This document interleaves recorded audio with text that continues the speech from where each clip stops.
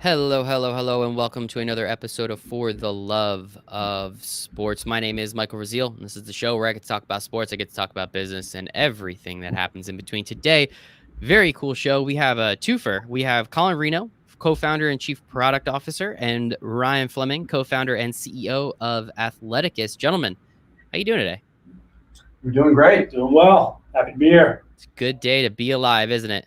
That's right. Exactly right. Aren't they all? And you're in your new studio, so I'm very grateful we get to put it on video so everyone can see what you guys are rocking with. Appreciate it. Looks like you got a whiteboard in the background. That's really all we need, honestly. A table, a whiteboard, and some internet, and we're pretty much good to go. So very excited to have this conversation to talk about Athleticus a little bit from each of your points of view, where the idea came from, what exactly it is. I think it's such a cool product, and I don't want to sell it short, so I'm obviously going to let you guys sell it for yourselves. But Colin, we'll start with you. The first question I have for everybody, and don't worry, Ryan, you're going to be getting this question as well, is why do you love sports so much? Why do I love sports? It's almost like why do I love water? But I will tell you that sports are it's just a part of my life that I can't live without. It's you can't separate the two. I've been involved with sports since I can remember. I played every sport on earth. I kind of fell into more of the contact sports of football, wrestling, lacrosse. It just kind of it was a natural for me to just kind of get into those. But kind of again fell in love with the competition, the ability to that a team is filled with people who have different skill sets, and each skill set kind of goes together, and then we try to compete against a similar team, and against a level playing fields. And honestly, it's just been a passion of mine to the point where I got involved with professionally as a strength coach for a number of universities, and it's kind of carried me through. So again, for me, it's hard to separate the two out just because it's such a passion. Yeah, I completely agree. I'm right on that front, man. It's been something since I was a young age, right? Like just driving in the car.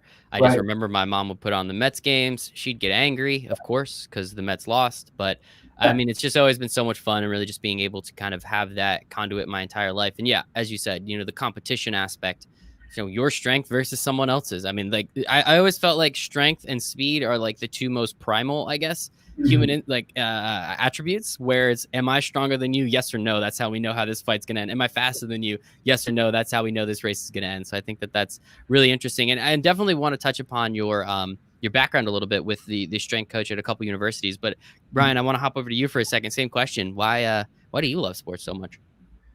Yeah, I think the first thought that comes to mind when you ask that question is I just love the competitiveness. I love the competition. I've always loved it.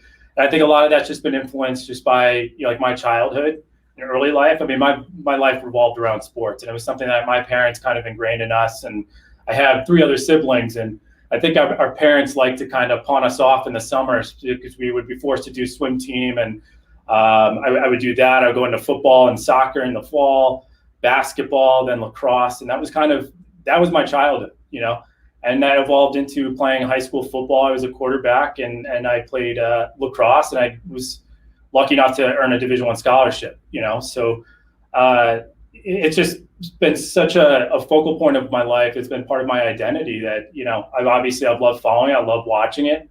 I've grown up with my brother and I just every Sunday watching NFL football. He's a diehard Eagles fan. I'm a diehard 49ers fan. Okay. Yeah. So, yeah, I mean, it's just been a lifelong passion, really, and can't live without it, really.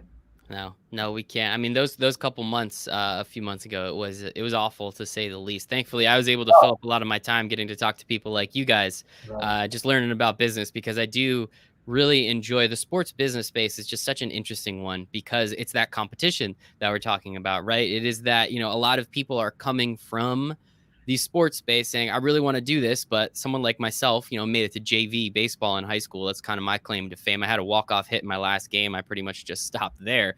But it's just those aspects that really drive people to then want to be in the sports business side of it, which I think is important. So I'm excited to talk about that in a second. But I do, as I said, Ryan, or Colin, I apologize, with the health and fitness. And now I know both of you are obviously very, very ingrained into that space, but Ryan's, or I'm going to do this a lot, guys. Sorry. Colin, specifically, as you were talking about being a, fitness coach, being a college strength and conditioning coach, one thing that I think is really important, especially during this pandemic, that a lot of people, some people are paying attention to it, others are not, is the attachment to health and fitness to also your mental health and fitness. I think that's really important. But let's just stay on the physical side first. I mean, not being able to go to the gyms, obviously we saw like Peloton was free for like 2 months, and I mean, they're only like 4 months short of that. All of these places, we didn't think it would be that long. That's why it was easy to shut down gyms. It was easy to shut down restaurants.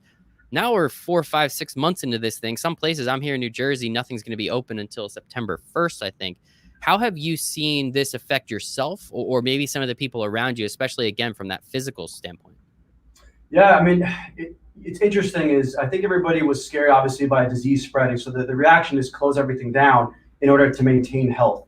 But in reality, if you're going through a situation, you're trying to do everything possible to boost your immune system, try to do everything possible to keep yourself healthy, and to just shut down any physical activity is setting people up for a longer path of problems. So my point was always that there should have been a way to have some sort of, maybe it came down from a government, local municipality, somebody kind of guiding that physical fitness, mental health should still be a priority during a shutdown.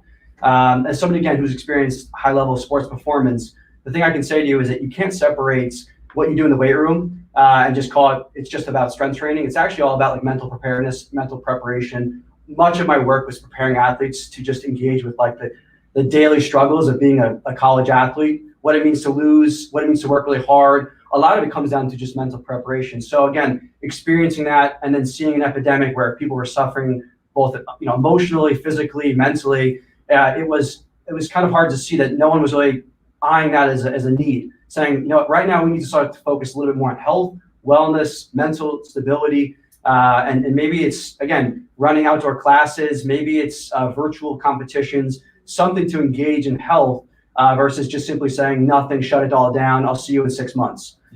So it's an interesting and sad to watch, frankly. Yeah, it's super unfortunate, right? And obviously it's a lot different in other areas. If you're in New York City, it's significantly different than if you're in, a small town in the Midwest, right? Or even just a small town in Pennsylvania. It's not, it obviously has affected other areas and it's unfortunate. And I think, since we got to this 6-month mark, that's the unfortunate part. Again, most people thought this was like, let's be honest. I mean, I did. Like, I didn't think anything was going to get shut down. I'm on air, on record, saying that many times. And then everything gets shut down. So I ate my words there. And it's like, it's going to be a month. And okay, it's just going to be 2 months. And now, obviously, we've made it to about 6. We'll see what happens, hopefully in the new year, hopefully with new testing and vaccine. Again, not a doctor, not an epidemiologist, just kind of crossing my fingers here. But I think that was the problem, right? You can shut everything down for a month and, with the government and yada, yada, yada, everyone thinks should be fine. But unfortunately, it's made it this long. And I totally agree with you. It is something that's necessary. My mom's actually a trainer. And she's been running outdoor classes, like one-on-one outdoor classes in a park with masks on, sitting however many feet apart. So she's been doing that. So she's been helping people, which is important. But it's just an unfortunate situation. And we didn't think it would get to this. And Ryan, same question to you, man. Like, how have you seen, some of the people around you, or what are some of your thoughts on just the kind of the unfortunate nature of what's going on? Because again, I can go out on a run because I live in the suburbs and it's not a problem. But again, people in cities, significantly bigger problem to go run outside where there's still a bunch of people all around. And it's just an unfortunate situation. Yeah. And I'm actually one of those, I think, that's kind of suffered from that unfortunate situation. So, Colin knows this very well. I mean, I've had a house renovation going on for about like a year now. So I don't have the most ideal setup for, to be working out from home. So, losing my gym was such a struggle for me, personally, and I know a lot of others. I mean, we obviously know what the state of businesses are and the loss of money and how that's impacted them, and it's impacted me directly. I mean, you're meeting us. We're obviously really, really passionate about this, and Colin and I try to work out on a daily basis as much as possible, but it got really, really challenging just for me. I mean, the motivation. So I actually draw motivation going into a gym. It just feels like, okay, I'm getting out. I'm going into a gym. I'm here. I'm going to do a 30 minutes to 45 minutes really hard. And then I'm out. I'm going to continue on with my day. Not having that really threw me into a funk. It was, I would say I probably gained about 5 to 10 pounds. And I've had to work, I've had to get back to it. And luckily, out here in Boston, things have, started to open back up and, we're getting back to it. But that was definitely really tough. And I think a lot of people have really struggled. And you obviously saw there was just this mass movement to go virtual, to get online and to find a way to do it. and there's been a lot of people I think have just struggled who maybe haven't had that motivation to do that. So, it's been really tough, and it's been really sad to see, really from a business standpoint, obviously with the gyms and how much they've suffered. I mean, there's overhead costs, loss of memberships. I think there's a stat, right, Colin, recently that we saw, a 40% drop in memberships on average, so it's just a drastic hit, and it's something that we're obviously, we want to help solve and be part of the solution here. Exactly. And man, you're really good at this. I like to call that a nice segue into what you guys are doing now. So, Ryan, I guess you're CEO. I guess we'll let you take it here. Talk to me a little bit about Athleticus and how, again, you guys are fitting into this virtual space to help these people and help athletes and fitness professionals and just, people like my mom potentially with your product. Yeah. So, and I won't go into a full history of just, but we've been at this for about a year now. So before COVID ever hit. And one of the things when I actually met Colin just over a year ago is we really bonded over, the need for, everyday athletes to have the resources they need to maintain and extend their lifestyle. So we had this shared kind of thought that, when you're trying to pursue an active lifestyle into adulthood, there's a lot of obstacles that can come with it. You're going to tweak your knee, you're going to have injuries. I mean, I heard, prior to just speaking to you or recording here, you were talking about your insurance costs, things like there's just the obstacles that we face. I faced it. I played lacrosse, I play in night leagues, and I've tweaked my knee several times. I've gone to an orthopedic. I've met for 5 minutes to find out I need an MRI, didn't have an ACL tear, and my bills are through the roof because I'm in a higher deductible plan, which most people are being pushed into. So, there's so many different obstacles that we wanted to remove and take away there. And we've been exploring this for like the last year. And it was like, okay, well, how do we, to get to this ultimate vision where we can provide these resources for like the everyday athlete, where they can go and connect very quickly with, a doctor, a trainer, and to have quick access to those resources. Well, we need to build that community first. And how are we going to do that? And what kind of really dawned on us last fall was there's a real problem for trainers here, working with their clients, just as far as how can they scale their business, being too dependent on the gyms for maybe their clients if they're starting out. The more we've thought about it, like there's an opportunity to potentially help them and go virtual. And having come from a healthcare background, I've worked in healthcare, specifically health and fitness, for the last 10 years. I've been heavily involved in healthcare, working for one of the top healthcare companies in the industry. And there's a huge movement into telemedicine, and there's been some resistance there. And when we've talked to trainers specifically, they've mentioned, hey, I see the appeal, I see the opportunity to scale. That makes a lot of sense. So if I want to expand my reach and work with different clients across state lines, it makes a lot of sense to do that virtually. And what resources really are there? And there haven't been many. And we see, okay, this is potentially our end. Let's provide some help to them to better connect, virtually. And with that, getting their clients on and getting their athletes on, if we create an equally engaging experience for their athletes, we could start to see an ecosystem built here where we have a community of health professionals and a community of athletes. So to bring you to where we are now, obviously with the pandemic, what it's kind of created is it brought to the forefront a lot of we've gone from having conversations with trainers in the fall of hey, I see the appeal, I can see what the benefits here, to they are now proactively kind of coming to us, or they're active on Reddit, online. You're hearing them on podcasts. Everyone's talking about this problem, and it's just confirmed and validated the issues that we've seen. The one thing that's really dawned on us to get to where the Athleticus is going to be starting from, and our current product come this fall, is again, fall was thinking about the communication aspect. We've seen a need in this void that we could fill with video. We've always been thinking about it. We see the potential of offering a video solution because we see them balancing a variety of different platforms. And that's one complaint that we continuously get when we talk to coaches in the Boston area here is, hey, I'm using Skype, I'm using Google Duo, I'm using FaceTime. Obviously, Zoom's the big one that they're trying to do group classes with. And when we've talked to them, said, hey, if we provide a video solution that's specifically built for this athletic lifestyle and gives you kind of wearable stat integration that's demonstrating what that client is doing or that athlete has done and how they're acted on their program, but never taking you away from the video experience. So think of it of if I'm training you, Mike, and we're talking about the program. Yeah, if we're talking about the program that you had for the week, we could basically, as we're talking, without taking away from the video experience, having an overlay of being able, hey, let's take a look at what you registered. I told you to do 30-minute workouts. Let's see what you registered on your Apple Watch, and have it overlay on the screen and discuss it, and have a very efficient and effective, 15, 30 minutes, however long that coach wants to dedicate to that client. And that's what we're aiming for from day one come this fall with the product. To add to that, Mike, is one of the things, again, I was a personal trainer, and then I worked as a professional strength coach, and then I worked as an exercise physiologist. So all the layers involved with, let's call it performance. And as much as I love my field, they are very reluctant to change. They are the least to adapt. They're waiting for someone else to solve it for them. So what the pandemic did was show that personal trainers were very unprepared for going virtual. And then to your point earlier is, I think everybody thought this might be temporary. 2 more months, we'll be back in the gym. And then it was like, holy smokes, this is either the new norm going forward, or there's going to be such a delay that I'm not going to be able to maintain my business.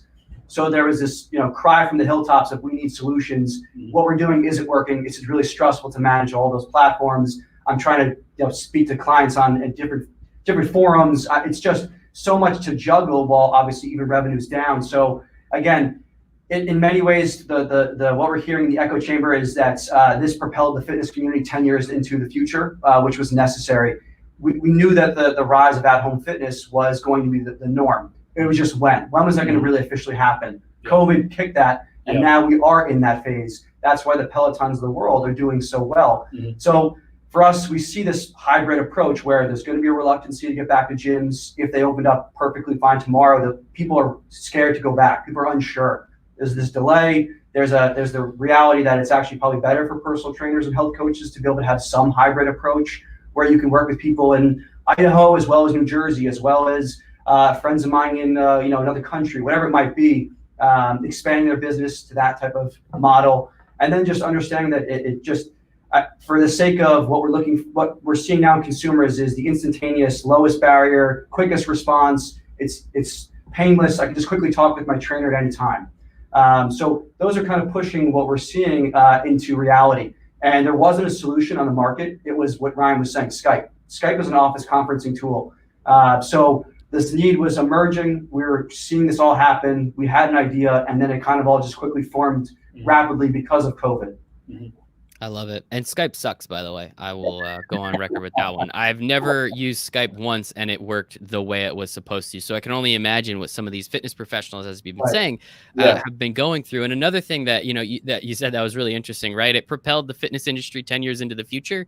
Yeah, they were kind of already 10 years into the past, so they're really just here now. So I'm excited to see what you guys are able to continue to even push it forward with your product and how it works. So I think that part's pretty important too. And where, I guess, so I think the coolest part is you guys had this idea before this, third digital revolution, fifth, whatever the hell digital revolution we're on at this point, to understand that with internet speeds, with people stuck at home, with, video being the most predominant thing on the internet. I think it was some weird statistic I remember in college. So this was, 6-7 years ago now, but the amount of information that's put on the internet in a month is as much information that was on the internet in the previous 5 years. And now that obviously has been doubling and tripling and quadrupling, considering video, right? It's high resolution video. What's happening? So many people are streaming like we are right now. And then this video is going to be living on YouTube as well as on LinkedIn. And then the podcast, so there's all these different avenues. So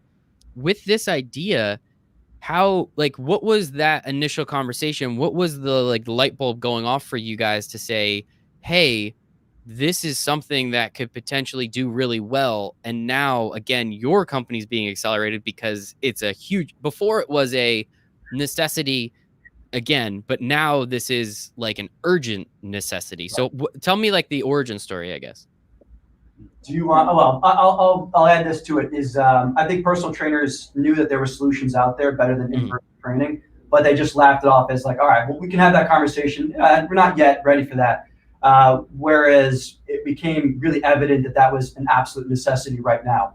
So it forced that conversation that they weren't ready to have, and that's been across all industries, of course. But for the fitness community, there was no solution that was well known. That's why what we were seeing right away was personal trainers, particularly who were the most impacted from this, cry from the hilltops. Again, I was saying is is anyone using anything other than Zoom? Is there a solution I could use? Because this isn't working for me. Having my computer sitting next to my client or vice versa, it's not working, but it's the best of all the bad options. So that really sparked, again, the conversation, and it's the aha moment that we were looking for, that they were desperately, searching for. Yeah, I think, just piggyback off of that, Mike. I mean, it was very clear to us once the pandemic hit. I mean, like we said, we were back in the fall. We knew the communication piece, video, chat. What's that going to be? That seemed like to be a good starting point. With the pandemic, it was just so obvious because they're, like Colin alluded to, they're practically screaming from the rooftop saying, "Hey, this is a problem. Like this, using Zoom, trying to conduct a group class on Zoom is, hey, I'm making it work, but it sucks. It's not really effective." And what's out there? Who's trying to hack this right now and make this better for us? Is it going to be Zoom? Is it going to be Skype? Is it going to be Google Duo? It doesn't seem to be, because, well, one's a conferencing tool, one's not prioritizing them. And to us, that was kind of like, that's it right there. That's the aha moment of, basically, okay, I think we have something we've been working toward. We're already been in development on this. And this is an opportunity to create something that's going to specifically listen to them. So all of their feedback of features that they want and things that they need to optimize this experience, we're going to be listening to, and we're going to provide that to them. Mike, I'll even clarify even further. The aha moment went from this is a nice to have to this is a must have. And the must have is the ability to quickly and clearly communicate with my clients through one platform, centralizing it to one place. The scheduling feature, the payment exchange, everything in one location. Plus, I want to be able to look at my clients' health stats, so their wearables, their Apple Watch health kit, all of that in one place, versus me as the trainer who's already juggling 1,000 things to try to grab all that, aggregate that into one place for myself or for my client to share. So again, COVID was it's changed many businesses in the way that they operate, and I think that the fitness community has probably been one of the most impacted from that. Yeah. 100%. Again, with people like, I can go on a run and it's fine. Right. That's my workout for the day, right? That's just kind of what I do. But there's so many people that do need to go to the gym. My fiance, she goes to Lifetime. So she goes there because they have an outdoor pool, and she's been a swimmer her whole life. So she likes that type of workout. And obviously she has not been able to do that. So she is kind of excited for the gym to open back up again so she can get back to her normal, quote unquote, whatever the hell normal means, routine. So thank you for that. But I guess what I was really asking was, like, what was the conversation between the two of you to say we should do this? Because again, coming from a fitness background is awesome and it's great. And you guys clearly understand that aspect of it. But did either of you come from a video streaming background? Did either of you come from a wearable background? Like, there's so much extra stuff that you guys now have to learn to throw on top of the, hey, this is a great idea for fitness professionals, but now I need to learn how to stream video and how to build a back end, all that. So what was the conversation between the two of you? Ryan, we'll start with you, that you were like, hey, like, this all makes sense, but how did you get to that point, if that makes sense? I mean, I don't think we were ever too daunted by the fact that, like, okay, we want to focus on video streaming. How are we going to execute on that? Like, this is how we don't have the background, right? Luckily, like I mentioned before, we have Greg Jordan is our CTO. So, Greg, our programmer, he's got a background at Twitter as an engineer as well. So, we were always discussing. I met him actually around the same time I met, Colin. So, it was something that immediately when we were talking about this back in the fall, what this communication, we were talking about video then, and it's something that I've had, not personal experience programming. I've had experience designing around it. So a lot of my background has been as a creative director and a marketing manager. So I've done a lot of designing, and I've designed our app so far. And, so that wasn't a hard thing to kind of grasp. How do we want this to look? How do we want this to be designed? That was actually already kind of done in the fall. The overlay of statistics and things like that, how that's going to look, and having these features, on top of the video, well, that was a little different. We needed to talk about, and then we also needed to talk about what was going to be feasible with Greg. What can we execute on? How can we do it quickly? So it was, like I said, it was never something that we thought that, wow, this is going to be really difficult to put together. It was more of, what is this video experience going to look like, and how can we differentiate it? And like I mentioned, having been in a healthcare background, the rise of telemedicine has been going on for years, and it's more and more people have been picking it up. So I've always been very intrigued, and I do think it's been the future. I mean, it's very clearly, I think, where things are going to be moving, and there's been so many advances in technology, and as platforms get stronger and there's better video capabilities, it's getting better and better. Right. And now with the pandemic, it's pushed us all, just like you mentioned, like 10 years into the future. Everyone's kind of, jumping on the bandwagon and realizing like, hey, this is actually doable. And I'll use an example too. I remember my company just having experimented and invested heavily at the healthcare company I work for. They invested heavily into telemedicine, and they pushed it on our employees as well. So my health plan starts to change, and it's like no longer super convenient to go to the doctor. They're like, hey, go virtual. And I have a family of doctors in my family. I have my sister is a nurse, my mom's a nurse. And I would reach out to them and be like, hey, look, I think I have bronchitis. I'm going to go, I'm going to use this virtual visit because I don't feel good. I don't want to go out. And they're like, you're crazy. That was back pre-COVID. They're like, how are they going to diagnose you? They got to listen to your lungs. And it hasn't been until now. Like, I had a really great experience, by the way. I mean, I was on this virtual call. He felt very engaged, and he talked to me for like over an hour. The longest visit I've ever had versus being in person, actually. Oh, and I have one question on that. Was the doctor still late though? Because that's a real doctor's office visit. He wasn't late. I'll tell you right now, he wasn't late. I'm in on telemedicine. Let's go. Yeah. But so it's just interesting because I always saw that seemed to be the future. I have my own questions, but I actually used it. It was kind of pushed on me where I was like, okay, this actually was effective. Like, that was a really good visit. He diagnosed me appropriately, and it worked out. And now COVID's hit, and you're hearing more and more people are much more receptive to it, and are actually now they're trying it. Just like I got kind of forced to try it, and you're like, oh crap, this works. This actually works pretty well. No. Nice save, love it. Yeah. No worries. And I think it's really interesting, and you bring up a couple good points, right? You're talking about, and I think this will kind of segue nice with the wearable aspect of what you guys are doing. We're now seeing companies like Amazon. I think they just announced today or yesterday. Now they have their Whoop competitor, if I'm not mistaken, that comes with, it's like a $3 a month subscription, but you get like Headspace, you get all this stuff. Again, going back to the mental and the physical aspect, which I think is important. Google just bought Fitbit, or is in the process of buying Fitbit. I don't really know exactly what's going on there, but with those types of things, and now Apple obviously has been in the health and wellness space as well. So we're seeing these giant tech companies get in, and some people are against it because now they kind of know everything about us. But the good, let's talk about the positive, is you have the ability to figure out, what's going on with my heart rate, what's going on with my, all of my vitals and EKG, and they have all this cool stuff. Not that I know what the heck's going on with it, but you guys do.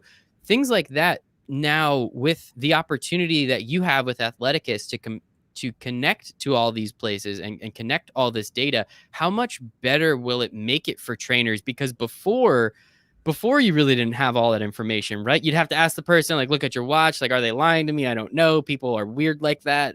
I lie to my doctor all the time for some reason. I don't know why. We just do it, right? So how much better, and how, not only from a virtual standpoint and from that standpoint, but from the standpoint of actually the trainer knowing now what's really going on with your heart rate, what's really going on with all this information, how much more is that going to help these trainers? And then the people like myself who, Ryan, very excited for you to offer up your services to train me afterwards. So thank you for that. But like, how much better do you think it's going to make it from a, as you were saying, from an engagement standpoint? It's much more personalized. So if you think about the approach that you just talked about, whereas if you're giving your doctor or your health provider half truths, then you're going to get probably a prescription plan or a recommendation that's not exact, or it's totally wrong, or it's just going to take even longer to get where you want to be. The point is that the best thing that could happen to this is that if the integration of your wearable removes that guesswork or that communication of like, yeah, I think I worked out pretty hard on Monday. I'm not really sure, but the workout went fine. If I could say, okay, well, Mike, why don't I pull up your heart rate? How hard were you actually working? How hard were you working for? How long? How many calories did you burn? What was your peak heart rate? I can then determine if the program is either being successful, is it matching your goals? I can customize that as we go versus waiting for you to tell me, which again, we know that's archaic. It doesn't really work. So again, removing that and providing the best care possible, which is what you see if you went to a telemedicine visit with a doctor. They would hopefully be able to have a similar type situation where they're pulling up a chart of your previous test results versus relying on you to describe it. So that's the approach that we're going for. And I think a lot of personal trainers are like, thank you. I hope I could help. I want to customize the program more, but I'm unfortunately stuck with just relying on them to text me how hard was it. Exactly, right? We all lie. For whatever reason, we lie to ourselves constantly. We as human beings. I'm not saying you or I, of course, but I'm sure we've all done it once or twice. And then segueing that, man, I'm really great at this radio thing. Segueing that into the health aspect, and I don't want to get, put the cart before the horse, I think is the statement, but have you guys had those conversations with the telemedicine world as well? Because this seems like something where, yeah, obviously for working out, it'll be great and it'll help. But in reality, again, like if you go to that doctor and that doctor can just say, okay, do you have an Apple Watch? Do you have something? Let's hook it up so I can actually see what's going on. That way it makes their life easier and it makes telemedicine so much better in that case. And you guys a hell of a lot richer. That's definitely a conversation we've had. And I will tell you, by the way, that the next iteration would probably be into physical therapy, which is a form of medicine that's kind of bridges the gap between performance and rehab. And a physical therapist, many of them are using telemedicine apps, are just relying again on the patient to tell them how the program's progressing, just like we just had this conversation with. So again, if we get more precise with that, more precise with patient treatment, you can see the next iteration, which would be into more of like an orthopedic setting, where expanding it outward. But it's kind of like the who knows what's going to happen in 5 more years, but we see that as a vision. Yeah. I think your question excites me, Michael, every time we get asked this, because obviously, if we mentioned, like, the ultimate vision here is to connect the everyday athlete to the resources they need to kind of extend that lifestyle. Mm-hmm. So we've always looked at this as the to expand out to health professionals, and I think, like Colin mentioned, is physical therapists and therapists mental health professionals. Those are things that we definitely see, especially anybody that's going like cash-based. So cash-based programs, a lot of people that are kind of mirror what similar issues that the trainer has. That's kind of where we would roll out to next. What exactly what is cash-based? So, Colin, you want to touch on that? It's essentially, instead of using or accepting healthcare or health insurance, you're going to just pay this person outright.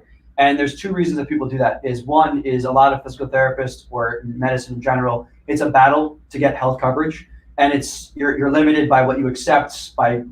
There's so many limitations that you're seeing physical therapists right now, especially, let's call it the highest in demand, saying that let's just go cash based. Let's make it more affordable for everybody. It would be, again, probably on the top tier of what most people would want to pay. But if you look at the quality of care, you have a little bit more say in everything involved. And I think for some people, they would prefer that. We were doing so well with that too, man. Camera just got a little out of focus. We're all good. We're all good. Look up. I think it's better.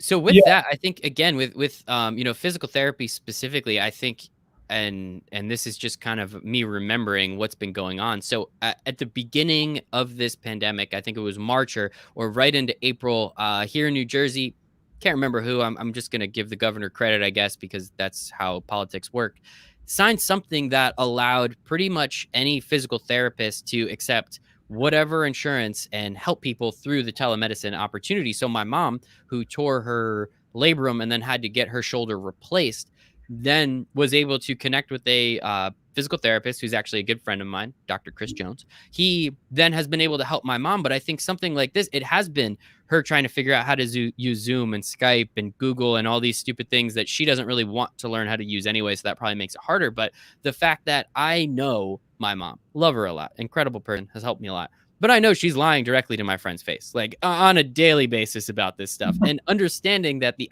opportunity to connect what is actually happening with, again, these wearables and these things that we wear around our wrists to the reality, rather than having her tell him like, oh, this is what I did today. And he's like, oh, so why did you do 10 push-ups if you know you shouldn't be doing that with your shoulder? And she's like, well, I thought it was a good idea. He would then be able to go and look in and be like, no, Kim, this is why X, Y, and Z. Now, if she does it after that, that's again on her. But it just, again, I think would be a great, as you said, creating that bridge, which could be really, really helpful. And again, you guys came on at the most perfect time. So kudos and congratulations all around.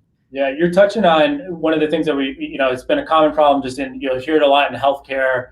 We've heard it from the trainers. It's like the accountability. When a trainer walks out the door. So if I'm working with you, Mike, and and you leave and we're only meeting on a weekly basis, I have to basically just go by your word, that you're following the program. What helps with, integrating with wearables is that as we're meeting, I can also see like, hey man, you registered 30 minutes. I could see that you did it, Monday and Tuesday, which I, asked you to do, and you did, great. And it's the same thing. And that's why I get really excited too about the opportunities to try to help reduce the stigma around mental health. When we talk about expanding out, there's a lot of, and I think Colin and I, we've talked about this a lot, about people with sleep issues, the anxiety. I think it's something that's becoming even more common now with the pandemic, and the loneliness you'll hear about that's occurred, and people just being kind of out of touch with their anxiety levels, And so if you think about the ability to kind of register that as well, utilizing your wearable device to maybe help with that, or maybe our app is asking you questions just in, general, how do you feel? Something very simple, a simple prompt that says, hey, how do you feel today? That gets sent back to your the mental health professional that you're working with, right, and can kind of watch that and say, hey, Mike, you've been kind of on a trend. It seems like every morning you're waking up and you're kind of in a down mood. What's going on? Somebody that can kind of proactively intervene and help you, where that's something that they're really relying on people to come to them. And I mean, and you might know, I think you kind of alluded to this about, your interests or conversations you've had around mental health. It is a problem, and getting people to just open up about that is a problem. So if it's something that's just not very invasive, it's private, it's just shared between you and who you're working with, that's something that really, really excites us, that we think we can kind of remove some barriers there. Yeah. I think it's great. I'm sorry, Colin, did you have something? No, I was just going to say, to add on to that, is I think people forget that there's the correlation between physical fitness and mental health. And it's very easy for a healthcare provider, if they were your personal coach or their provider, to say like, Mike, it looks like you haven't really exercised in about 3 or 4 days. Is everything okay? Your active steps is down, 200 every single day. You're almost barely even moving. Let's talk. Let's connect. So to be able to have that ability to pull up the stats, get notifications from the stats, kind of, again, removing the, are you feeling okay? Why don't you tell me about your mood? Just to be able to have that in your back pocket as a provider is so important. Back to that conversation, it personalizes the approach and the program for you, which in every aspect is better when you're removing the patient's communication, right? Let's just look at what your data suggests, which I think everybody's looking for anyway. Everyone's data is everything right now, especially in sports and health world. So why not use it right now in every aspect, especially when it comes to mental health? It is very important, and I do love that tie back to mental health. I think it is very important. A buddy of mine is a psychologist, and it's just something that is always top of mind because I talk to him all the time. But it's just there's such a correlation between the two that it's frustrating that while in conversations like this, it does occasionally come up. It's just so interesting to me that the mental health and getting better side of the conversation usually comes up more in the physical workout conversation, right? Like I don't hear many, I don't know, maybe that's not the best thing to say, but I agree. And I think it is really important. And if there are ways to, again, attach the physical, the mental, and help a lot of people along the way, I think is fantastic. And you talk about tech. So I do want to hop back to the Amazons, the Googles, the Apples of the world. How do you guys feel about it? Ryan, we'll start with you. Like, how do you feel about all these giant companies really? Now they know what I do online. Now they know when I'm asleep. Now they know when I'm working out. Like, I don't know. Is that something, again, that, maybe you guys don't care about all of it? You only care about the health aspect of it, but the tech and the data side, like, how do you guys feel about that? Considering obviously you can use some of it, but I don't know, just a question. Yeah, well, obviously privacy is extremely important. Like I like, specifically talking about Apple. I mean, I like the moves that they've made to protect the privacy. I think they put that at the forefront, and that's really crucial. And when we're talking about collecting any type of health information, I think that's incredibly important. There's definitely going to be information. That's something that we're actively working. We have advisors that are working with us that are have experience specifically in that area of how to protect user information. So it's something that's absolutely top of mind, because there's this is private, especially when you start to get in and we think about expanding out to that, your mental health. These things start to get very personal to each individual user. So it's something that's definitely important, and we want to work with the companies that put the emphasis on protecting that data. Yeah, I like that. I like that. Colin, you are the Chief Product Officer. Yeah, well, I think Ryan summed it up pretty well, but I will add to it that I think there's I've done consulting with some wearables before that take a fair amount of information from the user to then use to either develop the product further or to just scale to their needs. The companies who've done it the best are the most transparent. They're the ones clearly saying, this is the information I'm taking, this is how we're using it, this is how we're encrypting it, this is how we're removing any identification, and this is how we're going to be using it moving forward. If you want to opt out, you're welcome to as well. But I think if you took that approach, which it seems to be some like Apple and maybe even Google at this point, is a proactive step to saying, this is what we're going to do with your information, this is how we're protecting it, I think consumers will feel at ease, even though at this day and age, everyone seems to know everything. Yeah. But I think that there is incredible value in sharing personal things with a provider, knowing it's secure and it's only for that person's use.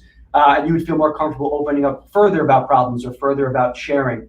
And that's the approach that we're taking. It's very cautious, very HIPAA compliant, making sure that everything that we're doing follows the book, and then a step further. Because reassurance, just like going back to the gym, you want reassurance that you're safe, that what you're doing is secure. And the same thing goes with any sharing of your health. And I think that's the most important. So last question I have for you guys before we get to, Twitter handles and websites. What can we do to help? What is there something that I can do? Is there something that someone's listening can do that can help you guys out? Because again, I think what you're doing is extremely important. I think it's extremely relevant, and hopefully sooner rather than later. I know we're in alpha right now. We got some, we got some sort of testing going on. We're excited to see really what it looks like when it starts to come out in the fall. But what can we do as a community to potentially help what you guys got rocking? Yeah, so I think the biggest thing that we're trying to do right now, and that will be really helpful to us, is obviously we're trying to build awareness around this and get as many people involved. So when we launch come this fall, and we hope to have the beta launching, very, very soon, the more people we have involved with this and the more people we have involved testing it out is going to really help us, build the best product that we possibly can. So, I mean, if there's the one way that I think that anyone can help us the best is, if you're interested in what we're doing and you want to learn more, sign up. We have our website up. You can quickly drop your email and get involved with the beta and give us as much feedback as possible. And because we're listening and we're actively, making changes and evolving as quickly as we possibly can. We've gone through everybody's comments, and obviously we're doing it in a smaller setting right now in an alpha stage, but we plan on doing that the same approach in beta. So we want anybody that's getting involved, any comments that they have are going to be looked at, and we're going to make changes and listen to what they have to say. Yeah. And so with that, just to clarify, Colin, get to you in a second. Just to clarify, who exactly though? Are we looking for fitness professionals? Are we looking for those physical therapists right now, or like who exactly? Just to so specifically right now, I mean, we're targeting personal trainers the most. So obviously, there's going to be a use case for athletes, but we're going to be looking at. We want to hear the personal trainer and see what specific things we can solve for them, because if they're engaged and this solves an issue for them and they're inviting their clients on or their athletes on, we see that's where we'll get growth from athletes as well, because we are going to have a part of this video experience that will be engaging for the athletes. Mm-hmm. But at the core of who we need to connect with right now and today, most of our focus has been around the personal trainers and solving problems for them. Very cool. Awesome. Yeah, I'll just add to that is anyone who provides care in a weight room. It could be a mental performance coach. It could be a business coach. I don't really want to define it, but if anybody is interested in athletics, virtual coaching, we would like to hear from you, and particularly your pain points. I think everybody has an opinion about what's going on and where things are going, but ironically, a lot of those seem to fall into categories that will help us as we progress a little bit further with more features. So, the most valuable thing we get right now is feedback, what we're doing, where you see this going, what would you like to see that would help your business personally. And then, any features that you think would be relevant, especially if COVID is going to exist for the next year or two. Mm-hmm. So that will help us immensely, and it will help us launch a little bit more precisely and wider as we get further into the fall. Yeah. Good stuff, guys. Appreciate the heck out of both of you. But yeah, last thing, where can we find you online? Athleticus.io is our websites. Athleticus app is our Instagram. We're posting there constantly. We're actually launching a podcast shortly as well. So a bunch of things in the work. We've spoken to very interesting people so far. So lots coming out pretty soon. So, I'd say we're about a week away from our podcast. So stay tuned for our podcast launching. But definitely we're very active on Instagram, like Colin mentioned, at Athleticus app. You can find us there, and then athleticus.io. Definitely, that's where to find us. Love it. Instagram influencers, man. Can't wait for you guys to take over the internet. Thank you both, Colin Reno, co-founder, chief product officer, Ryan Fleming, co-founder and CEO of Athleticus. I'll have all of those socials. I'll have all the websites and everything. That'll be in the show notes for everybody. Appreciate the heck out of both of you guys. Thank you so much. Appreciate it, Mike. Really appreciate it. Appreciate it, Mike. Thanks a lot.